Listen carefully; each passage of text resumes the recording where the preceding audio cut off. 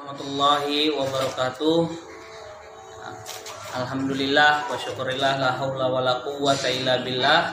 Rabbi shrahli sadri wa yassirli amri wahlul 'uqdatam min lisani yafqahul qawli. Bagaimana kabarnya anak-anak? Kita sekarang dalam menghadapi masa kritis COVID-19. Jadi kita melaksanakan pembelajaran melalui daring. Jadi di sini akan coba Bapak terangkan tentang materi wakaf. Kata wakaf sendiri berasal dari kata kerja waqafa ataupun yaitu disebut dengan wakaf. Wakaf yang berarti berhenti atau berdiri. Wakaf menurut bahasa Arab berarti al-habsu yang berasal dari kata kerja habasa ya hibsu hubsan, menjauhkan orang dari sesuatu atau menjarakan. Kemudian kata ini berkembang menjadi bahasa habsu. Wakaf adalah ungkapan yang diartikan penahanan harta milik seseorang kepada orang lain atau lembaga dengan cara menyerahkan benda yang sifatnya kekal kepada masyarakat untuk diambil manfaatnya. Hukum wakaf. Hukum wakafnya sunnah. Orang yang memberikan wakaf disebut wakif, orang yang mewakafkan. Dalil tentang ibadah wakaf adalah lan tanalul birra hatta tunfiqu mimma tuhibbun wa ma tunfiqu min shay'in fa innallaha bihi alim. Wallahu a'lamu bil muradih. Artinya, kamu tidak akan memperoleh kebajikan sebelum kamu memanfaatkan ataupun menginfakkan sebagian harta yang kamu cintai. Dan apapun yang kamu infakkan, tentang hal itu sungguh Allah subhanahu wa ta'ala maha mengetahui. Kisah surah Al-Imran 3 ayat 92. Rukun dan syarat wakaf. Menurut jumhur ulama, rukun wakaf terbagi menjadi 4, yaitu orang yang berwakaf yang disebut dengan wakif, benda yang diwakafkan mauquf, orang yang menerima wakaf dan ikrar, dan pada setiap rukun memiliki syarat masing-masing. Orang yang berwakaf disebut dengan wakif, memiliki syarat-syarat sebagai berikut. 1. Pemilik penuh harta itu dia merdeka untuk mewakafkan harta itu kepada siapa saja yang dikehendaki. 2. Berakal. Maksudnya tidak sah wakaf dari orang bodoh, orang gila, ataupun orang yang sedang mabuk. 3. Baligh. 4. Bertindak secara hukum yang disebut dengan rasyid.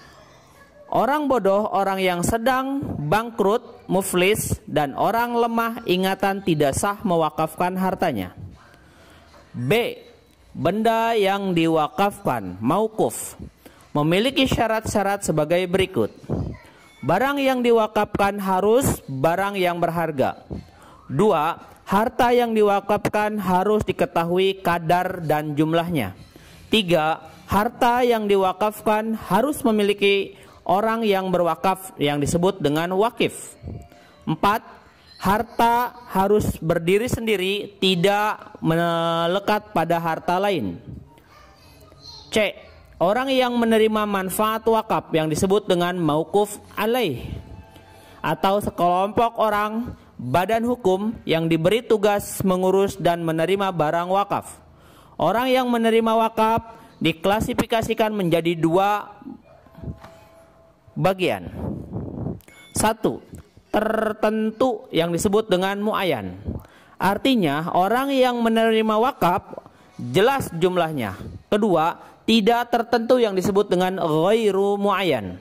Artinya berwakaf tidak ditentukan kriterianya secara rinci. Misalkan untuk orang fakir, orang miskin, tempat ibadah, dan makam. 4. Ikrar dalam wakaf disebut dengan sigot. Dalam serah terima wakaf, hendaklah terjadi proses ikrar, penyerahan barang wakaf yang disebut dengan mauquf, dan dari orang yang ingin berwakaf yang disebut dengan wakif, dan ikrarnya tidak boleh dilakukan dengan sembarangan karena memiliki syarat-syarat tertentu. Adapun syarat-syarat tertentu, syarat lafaz ikrarnya yang disebut dengan sigot dalam wakaf sebagai berikut. 1. Ucapan ikrar wakaf yang harus mengandung kata-kata yang menunjukkan kekalnya barang yang akan diwakafkan. 2.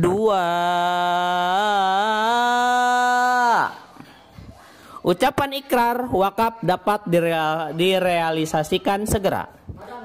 3.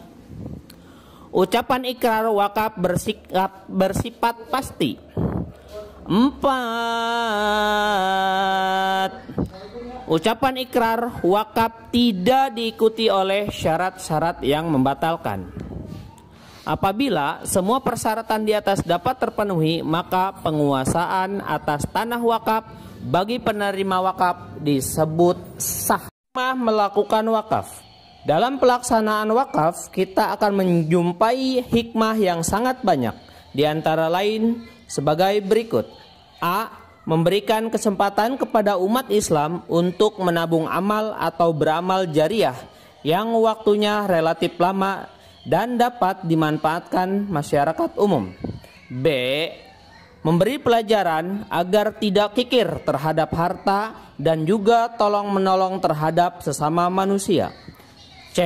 Dengan wakaf, banyak anggota masyarakat yang terbantu karena wakaf adalah salah satu bentuk realisasi solidaritas dan persaudaraan sesama manusia, khususnya sesama muslim.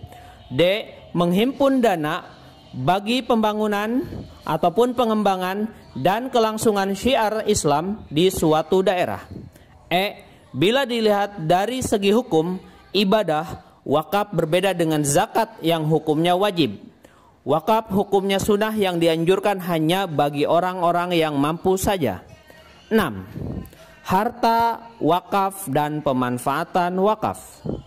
Harta benda wakaf adalah harta benda yang memiliki daya tahan lama dan manfaat jangka panjang. Selain itu, harta wakaf mempunyai nilai ekonomi menurut syariah. Harta benda wakaf terdiri atas 2 macam, yaitu 1. Benda tidak bergerak. 2. Benda yang bergerak. Berdasarkan hadis Rasulullah Sallallahu Alaihi Wasallam dan amal para sahabat, harta wakaf berupa benda yang tidak habis dipakai dan tidak rusak jika dimanfaatkan, baik benda bergerak ataupun benda tidak bergerak. Sebagai contoh, Umar bin Khattab radhiyallahu anhu mewakafkan sebidang tanah di Khaybar. Khalid bin Walid radhiyallahu anhu mewakafkan pakaian perang dan kudanya. A. Wakaf benda tidak bergerak. Adapun wakaf benda tidak bergerak mencakup hal-hal berikut. 1. Hak atas tanah sesuai dengan ketentuan peraturan perundang-undangan yang berlaku, baik yang sudah maupun yang belum terdaftar. 2. Bangunan atau bagian bangunan yang berdiri di atas tanah. Contohnya sekolahan, masjid. 3. Tanaman dan benda lain yang berkaitan dengan tanah. 4. Hak milik atas satuan rumah susun sesuai dengan ketentuan peraturan perundang-undangan yang berlaku. B. Wakaf benda bergerak. Adapun wakaf benda bergerak mencakup hal-hal berikut. 1. Wakaf uang yang dilakukan oleh lembaga keuangan syariah yang ditunjuk oleh Menteri Agama. Dana wakaf berupa uang yang dapat diinvestasikan kepada saat aset-aset finansial dan pada aset real. 2. Logam mulia. Logam mulia yaitu logam dan batu mulia yang memiliki manfaat jangka panjang. 3. Surat-surat berharga.